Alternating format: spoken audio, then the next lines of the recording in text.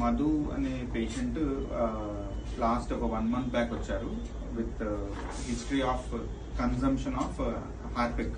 ఎంత క్వాంటిటీ తీసుకున్నారండి ఆ రోజు? 50. ఓకే.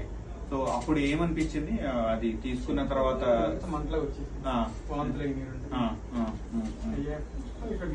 తీసుకొచ్చారు. సో మనకి ఇక్కడ వెంటనే రాగానే విదిన్ 24 hours ఎండోస్కోపీ చేసాము. ఎండోస్కోపీలో గ్రేడ్ 3B ఇంజరీ అంటాము. అంటే ఆల్మోస్ట్ మొత్తం పేగు అంతా కాలిపోయి డియోడినం వరకు కూడా కాలి చార్ అయిపోయి మొత్తం బ్లాక్ కలర్ డెబ్రిస్ ఫామ్ అయిపోయింది. సో ఈయనకి ఇమీడియట్లీ మనం ఫుడ్ ఇస్తే కనుక పర్ఫరేషన్ రిస్క్ ఉంటుందని వీ హ్యావ్ డన్ ఫీడింగ్ జెజనాస్టమీ అంటాము, FJ. సో ఇప్పుడు ఎన్నాళ్ళైంది ఇది చేసి మనం? 1 month.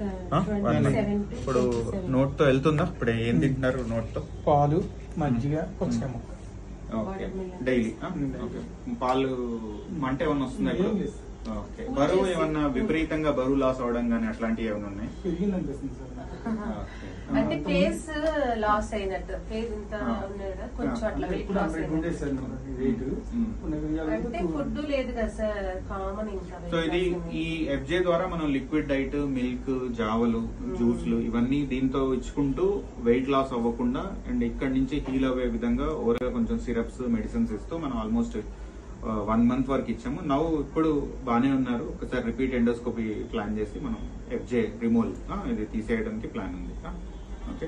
సో హార్పిక్ పాయిజనింగ్ కానీ, లైజాల్ కానీ, ఏదన్నా కరోజివ్స్, బెంజీన్, పెట్రోల్ ఇలాంటివి ఉన్నా పొరపాటును కూడా స్టమక్ వాష్ అనేది చేయకూడదు. అండ్ స్టమక్ వాష్ చేస్తే ఫర్దర్ గా ఇంకా మనమే డ్యామేజ్ పెంచిన